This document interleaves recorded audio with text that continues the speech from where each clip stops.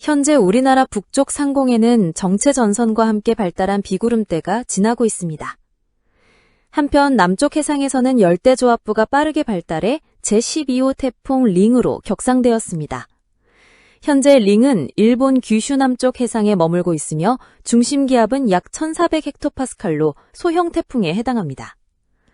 ECMWF와 일본 기상청 예보에 따르면 이 태풍은 규슈 부근에 접근하면서 곧 소멸할 가능성이 커 하루 만에 짧은 생애를 마칠 것으로 보입니다. 이어서 오늘 기상 상황 전해드리겠습니다.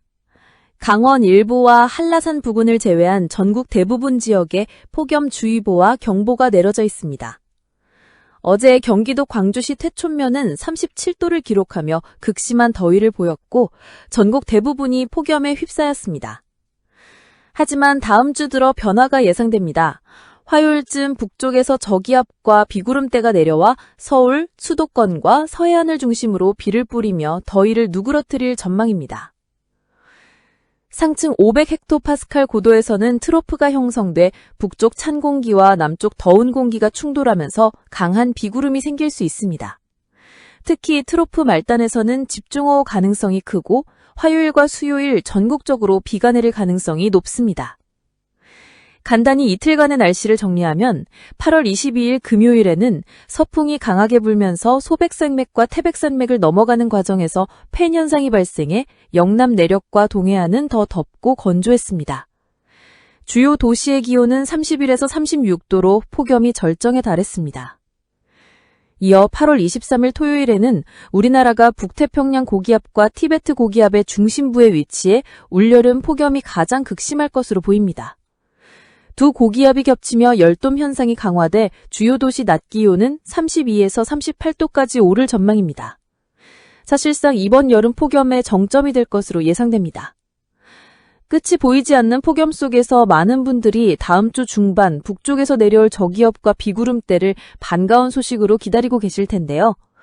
예보에 따르면 화요일 무렵 수도권과 서해안을 중심으로 단비가 내리며 폭염이 다소 누그러질 가능성이 있습니다. 하지만 이번 비가 전국적인 폭염 해소로 이어질지는 불확실합니다.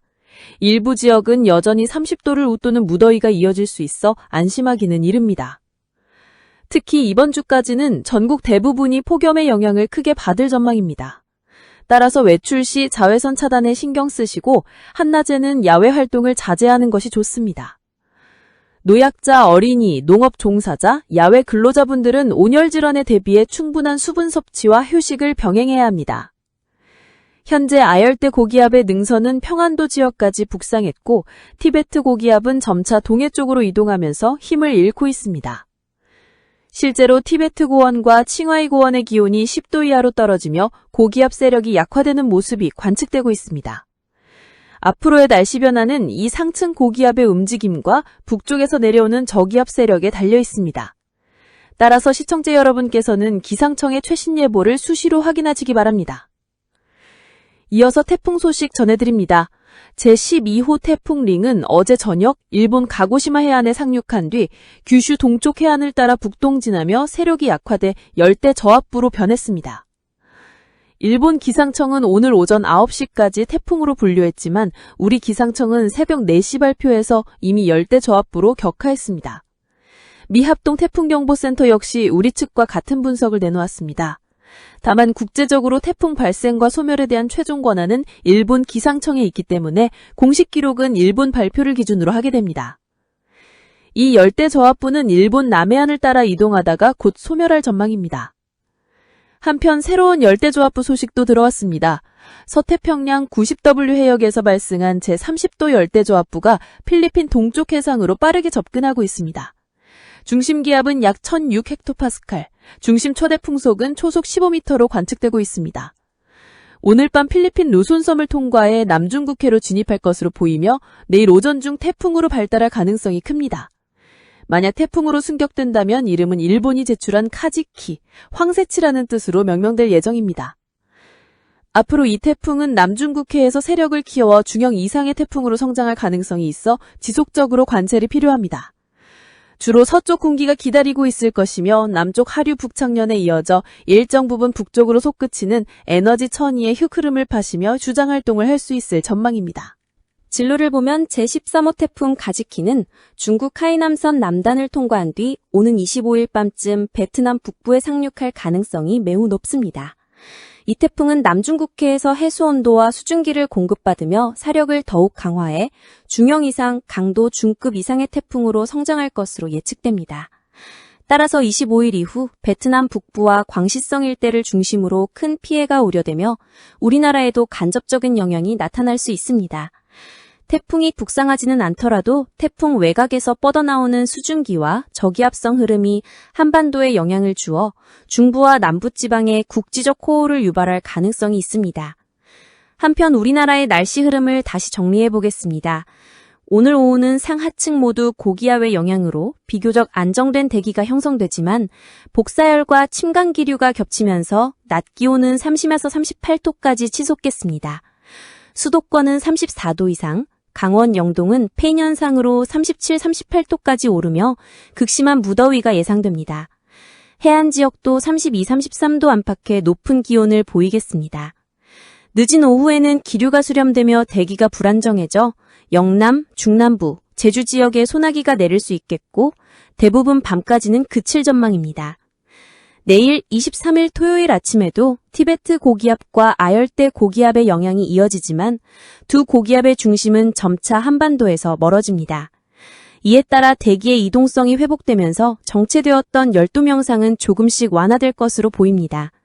아침 기온은 21, 28도, 낮 기온은 30, 37도로 여전히 폭염은 지속되지만 일부 지역에서는 더위의 기세가 다소 약해질 수 있습니다.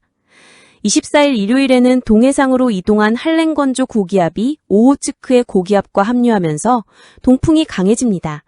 이로 인해 동해안은 기온이 다소 내려가겠지만 내륙을 포함한 전국 대부분은 여전히 34, 37도의 폭염이 이어지겠습니다. 서울도 35도까지 오를 전망입니다. 오후 들어 동풍과 남서풍이 충돌하면서 대기가 불안정해지고 동해안을 시작으로 전국 곳곳에 소나기와 강한 비가 확대될 것으로 보입니다. 25일 월요일 아침에는 중부지방 곳곳에 소나기가 내리고 요동반도에서 발달한 중규모 저기압과 정체전선이 서해 중부 해상으로 남하하면서 서해안을 중심으로 본격적인 비가 내리겠습니다. 상층 간기의 세력이 예상보다 강해져 강수 시작 시각이 앞당겨질 가능성도 있습니다. 아침 기온은 22, 28도로 열대야가 이어질 전망입니다. 같은 시각 제13호 태풍 가지키는 하이난섬 남단을 통과하며 세력이 더욱 강화될 것으로 보입니다. 기상당국은 이 태풍이 중형 이상으로 성장해 베트남 북부에 직접 상륙할 것으로 보고 있으며 태풍이 이동 경로와 발달 정도에 따라 우리나라에도 간접 영향이 불가피할 전망입니다. 9월 초반에는 북쪽에서 주기적으로 내려오는 한기의 영향으로 전국에 간헐적인 비가 내릴 가능성이 큽니다. 이 과정에서 기온은 다소 떨어지겠지만 아열대 고기압의 세력이 완전히 물러나지 않아 맑은 날에는 다시 더위가 고개를 들 수 있습니다. 특히 중부 내륙과 남부지방을 중심으로는 낮 기온이 30도를 웃도는 날이 이어지며 여전히 늦더위의 기세가 완전히 꺾이기는 어렵겠습니다. 다만 비가 내린 뒤에는 공기가 한층 선선해지면서 아침 저녁으로는 초가을 특유의 시원한 바람과 큰 일교차를 체감하실 수 있겠습니다. 농업 종사자나 야외 활동이 잦은 분들은 일교차로 인한 건강관리에도 유의하셔야겠습니다. 기상청은 인원 8월 말에서 9월 초 사이의 날씨를 폭염과 국지적 호우, 그리고 일교차가 교차하는 과도적인 기후 양상으로 전망하고 있습니다. 즉, 본격적인 가을로의 계절 전환은 다소 늦어질 수 있지만 이번 비를 기점으로 극심한 폭염은 점차 해소되고 서서히 계절의 문턱을 넘어서는 과정에 들어설 것으로 보입니다. 따라서 시청자 여러분께서는 최신 기상 정보를 수시로 확인하시고 폭염과 비, 큰 일교차가 뒤섞이는 날씨 변화 속에서 건강과 안전 관리에 각별히 유의하시기 바랍니다.